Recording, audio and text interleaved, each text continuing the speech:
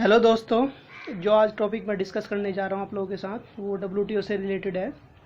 Topic का नाम है agreement on subsidies and countervailing measures. SCM भी बोलते हैं हम, यानी एससीएम एग्रीमेंट भी कह सकते हैं इसको। तो टॉपिक डिस्कस करने से पहले आपको थोड़ा सा बैकग्राउंड बता देता हूँ मैं। तो बैकग्राउंड क्या है, यूएसए ने रिसेंटली एक डब्ल्यूटीओ में केस फाइल किया था कि और केस इंडिया के अगेंस्ट फाइल किया था और ये कहा था कि जो इंडिया ने बहुत सारे जो एक्सपोर्ट इंसेंटिव स्कीम्स है, एक्सपोर्ट इंसेंटिव स्कीम्स यानी जो एक्सपोर्ट को बढ़ावा देने के लिए इंडिया ने बहुत सारी स्कीम्स चलाई है।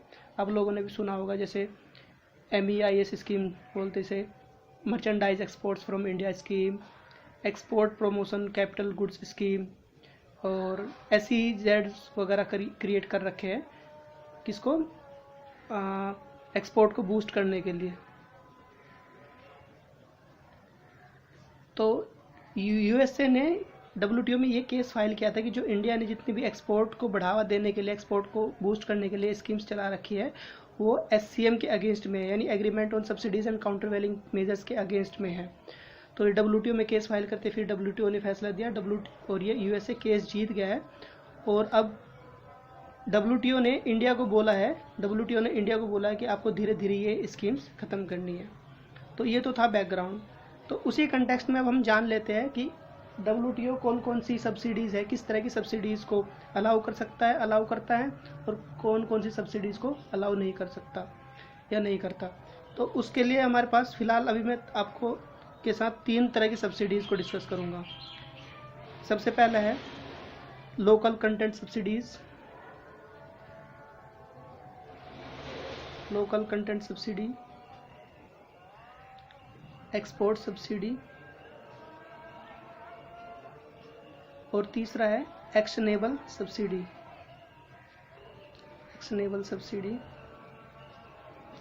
या इसे प्रोडक्शन एनहांसमेंट सब्सिडी बोल सकते हैं, production enhancement subsidy.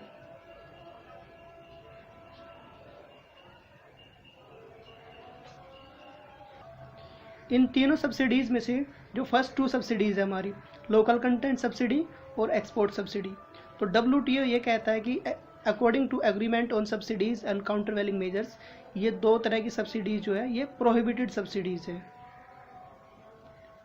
Prohibited subsidies यानी जो कंट्रीज़ है इन सब्सिडीज़ को नहीं प्रोवाइड कर सकती, और जो सिर्फ कंट्री जो प्रोवाइड कर सकती है कौन सी सब्सिडी है, वो तीसरे नंबर की सब्सिडी है जो है अलाउड सब्सिडी, जिसे अलाउड सब्सिडी। तो एक तरह की सब्सिडी अलाउड है और वो कौन सी है, एक्शनेबल सब्सिडी या प्रोडक्शन एनहांसमेंट सब्सिडी। तो आइए इनके बारे में जान लेते हैं एक करके। सबसे पहले एक्सपोर्ट सब्सिडी। तो एक्सपोर्ट सब्सिडी से एक्सपोर्ट को बढ़ावा देने के लिए हम अपने एक्सपोर्टर्स को सब्सिडी प्रोवाइड करते हैं। वो एक्सपोर्ट सब्सिडी जैसे कि उनका ट्रांसपोर्ट, ऐसा हो सकता है कि गवर्नमेंट कह दे कि जो ट्रांसपोर्टेशन कॉस्ट आ रहा है तुम्हारा वो गवर्नमेंट बियर करेगी, तो ये एक तरह से एक्सपोर्ट सब्सिडी हो गई। इस तरह से दूसरी तरह की सब्सिडी जो है वह है लोकल कंटेंट सब्सिडी।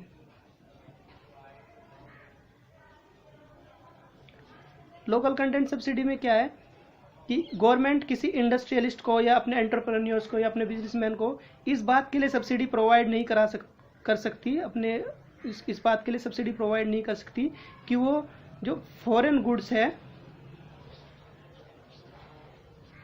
उसको यूज़ ना करके जो लोकल गुड है या लोकल गुड्स है उसको यूज़ करेगी। इसका एक एग्जांपल के थ्रू आपको समझाता हूँ मैं। जैसे इंडिया में कोई मान लो कार मैन्युफैक्चरिंग कंपनी है, तो इंडियन गवर्नमेंट उसे ये कह के और इसे जो टायर्स चाहिए इसको, तो इंडियन गवर्नमेंट इसे ये कह के सब्सिडी प्रोवाइड नहीं कर सकती कि आप है ना जो टायर्स है वो फॉरेन मैन्युफैक्चर्ड जो टायर्स है आप उसको यूज़ नहीं करेंगे, और जो लोकल मैन्युफैक्चर्ड गुड्स है, लोकली मैन्युफैक्चर्ड जो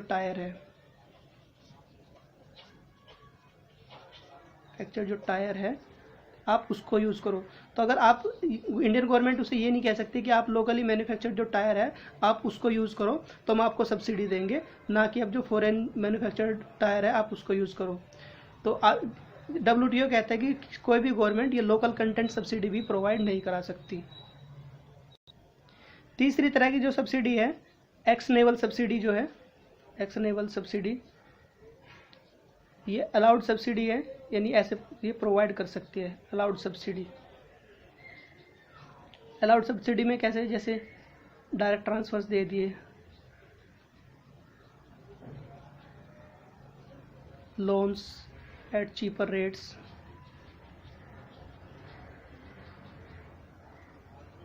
और loans at cheaper rates, land at cheaper rates दे दिया है।